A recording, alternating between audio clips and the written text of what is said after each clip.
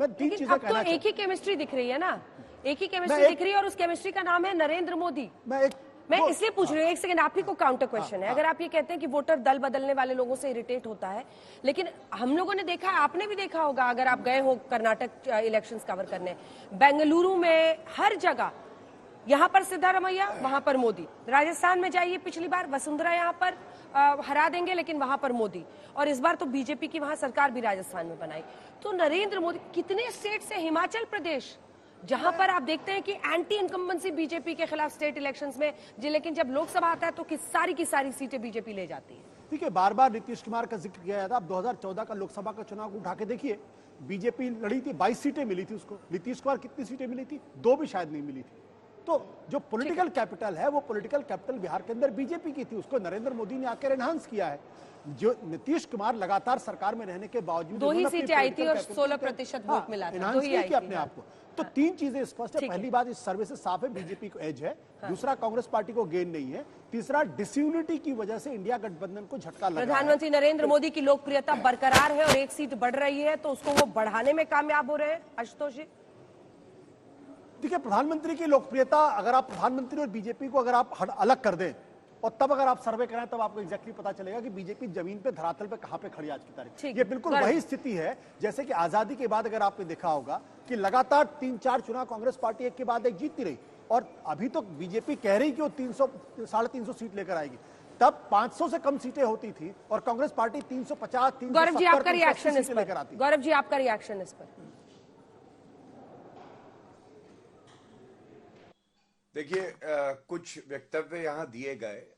आपके सर्वे की कहानी और भारत का मूड इससे प्रदर्शित होता है कि जब हमारी 304 सीटें आप दिखाती हैं, तो आपने भी कहा और एक विश्लेषक जी ने भी कहा, उन्होंने कहा सीट केवल एक बढ़ी, मतलब छात्र पहले ही 99 ला रहा था 100 में, उसको अब 99.1 आया। दूसरी तरफ कांग्रेस जो 52 सीटों पे थी अंजना जी, उसकी आपने 71 सीटें बताई और उसके बाद कहा देखिए बढ़ोतरी तो हो रही है। अरे वो छात्र फेल हो रहा था, अब जो फेल हो रहा था 40 नंबर लाने थे, लाए उस 20 से पहुंच गया 25, तो आपने कहा वाह क्या बढ़ोतरी है। यही कहानी है। मैं दूसरी बात आपसे बताता हूं। देखिए, कांग्रेस के प्रवक्ता ने अंजना जी एक बात कही, उन्होंने कहा नरेंद्र मोदी जी का आत्मविश्वास। तो शहंशाह एक मूवी आई थी, उसमें अमिताभ बच्चन ने कहा था गलती तुम्हारी नहीं है, तुम जहां से देख रहे हो तुम्हें 6 दिखाई दे रहा है, हम जहां से देख रहे हैं हमें 9 दिखाई दे रहा है। ये अति आत्मविश्वास आपको लग रहा है, जनता कह रही है ये नरेंद्र मोदी जी का आत्मविश्वास है, क्योंकि जो असंभव है उसको भी संभव किया। आर्टिकल 370, भव्य राम मंदिर, यूसीसी ले आए, कर्तव्य पथ पे हमने देखा नेताजी सुभाष चंद्र बोस की जो है मूर्ति आ गई, 11 करोड़ घरों में नल में जल आ गया। तो तमाम उपलब्धियां हैं। तीसरी बड़ी बात जो मैं कहना चाहता हूं, पिछले 10 महीने का सफर देखिए, क्या ये सत्य नहीं है? इंडी अलायंस घमंडिया बनने के बाद अजीत पवार उनका साथ छोड़ के चले गए कहां? नरेंद्र मोदी जी के छतरी के नीचे आए। नीतीश कुमार जो इनके सूत्रधार थे वो चले गए छोड़ के घमंडिया को, और कहां आए? नरेंद्र मोदी जी की छतरी के नीचे। क्यों? क्योंकि सबको पता है कि अगर कोई व्यक्ति है जो विश्वसनीयता का प्रतीक है आज, तो वो नरेंद्र मोदी जी हैं, और इसीलिए ये हो रहा है। आगे आगे देखिए होता है क्या, पिक्चर अभी बाकी है मेरे दोस्त।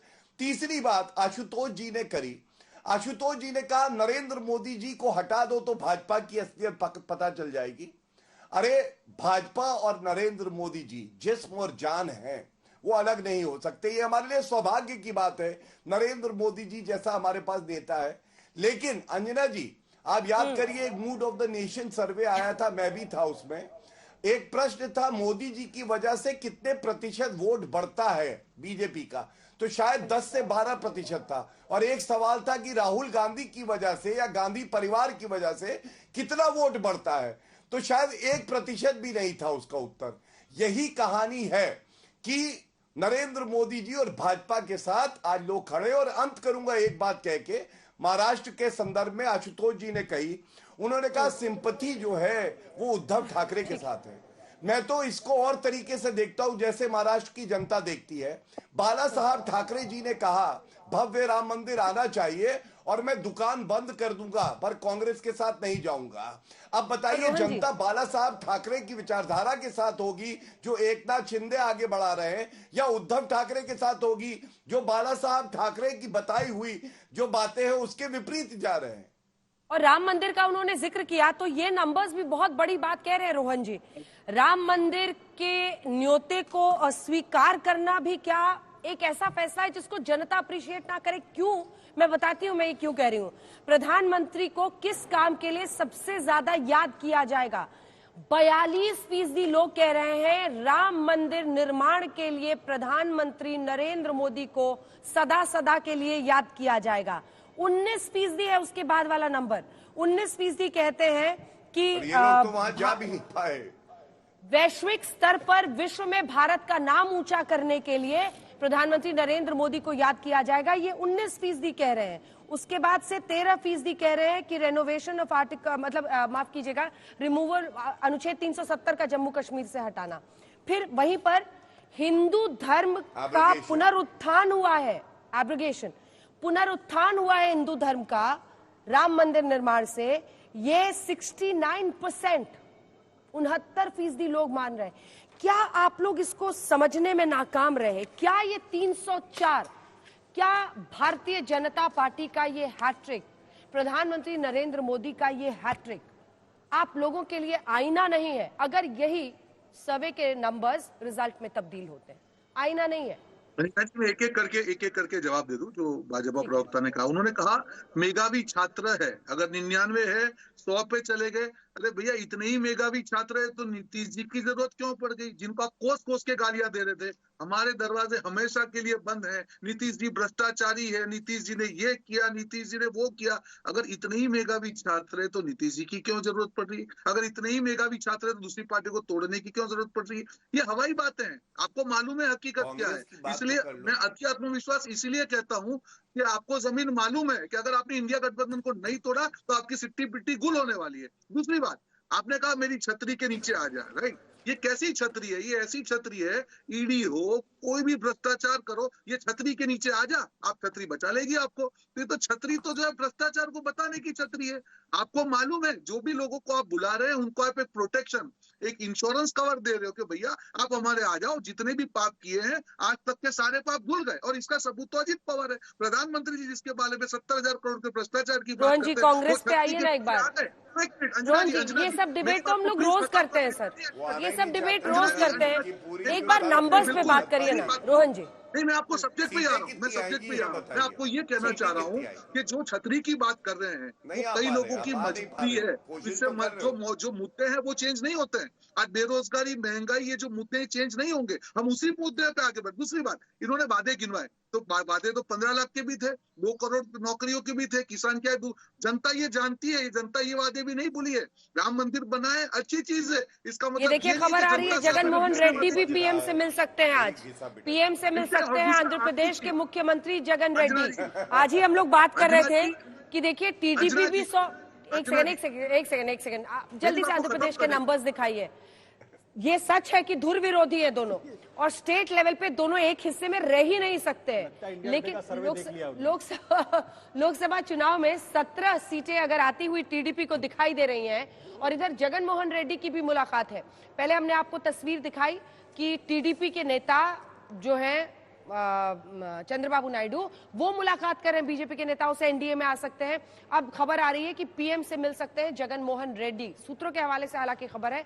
तो ये इशारा है कि जगन मोहन रेड्डी, ऐसे भी हमने देखा है कई महत्वपूर्ण बिल्स पर जब सरकार को साथ चाहिए था तो उन्होंने या तो एब्सटेन किया या समर्थन में भी खड़े दिखाई दिए। तो ये दोनों ही सॉफ्ट है, यानी अगर ये 17 सीधा ऐड हो जाता है 335 में तो वो तो आ ही जाएगा, वो भी 8 अगर जरूरत पड़े तो काम आ सकता है। ये बड़ी खबर है मेरे नजरिए से।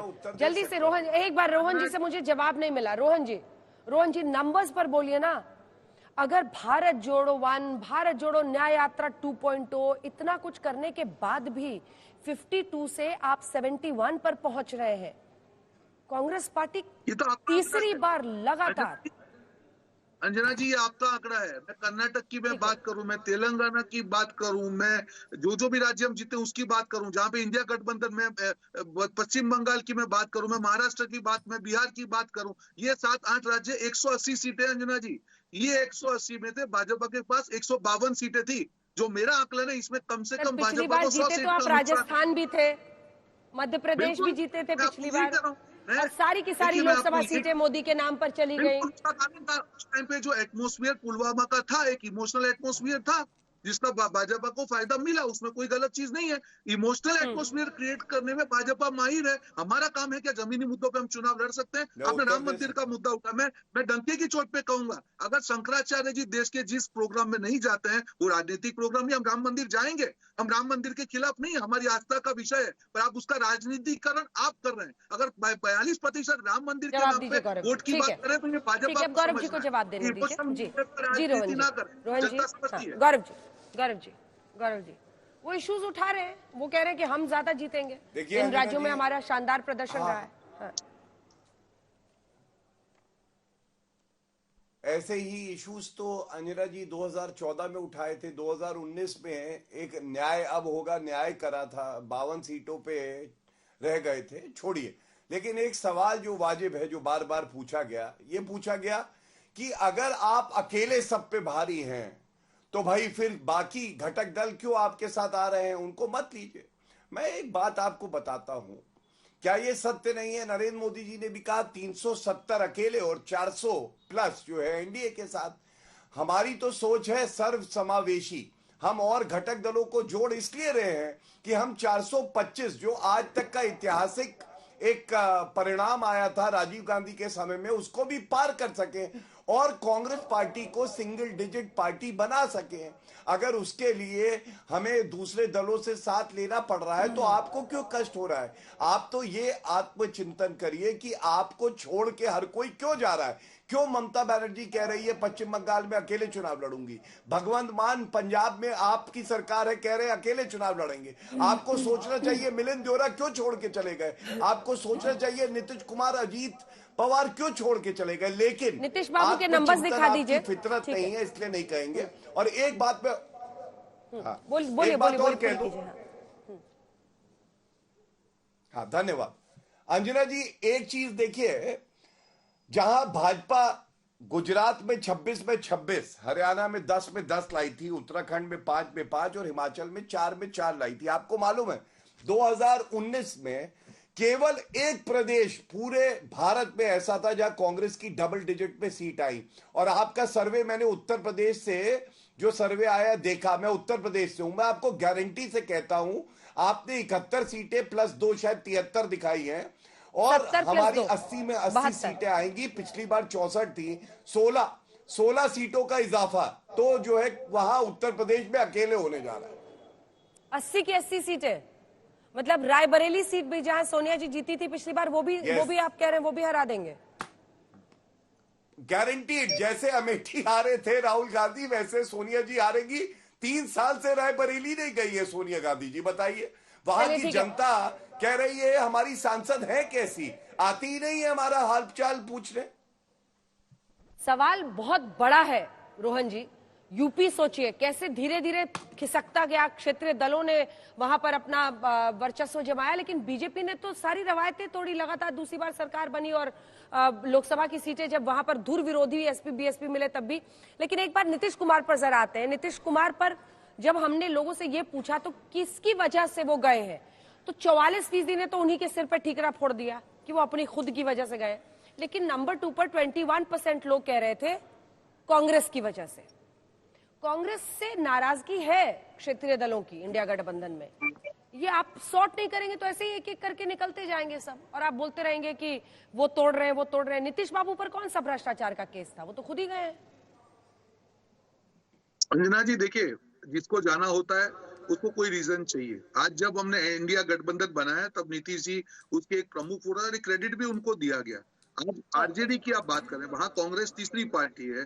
आरजेडी ने क्या गलत किया, बड़ा दल होने के बावजूद भी नीतीश जी को सीएम बनाया। तो मुझे नहीं लगता है कि वो क्यों गए, वो रीजन डिस्कशन का है। मुद्दा क्या है कि जो लोग भी ईमानदारी से लड़ना चाहते हैं और जो लोग नहीं लड़ पा रहे वो जा रहे हैं और वो बार्गेन कर रहे हैं। अगर बीजेपी को अपने आप पे इतना भरोसा है तो 0 सीट वाले को अगर 4-5 सीट देनी पड़ रही है, मैं उसको मजबूरी समझूंगा, मैं उसको रणनीति नहीं समझूंगा। पर इस पे एक बड़ी स्ट्रैटेजी है।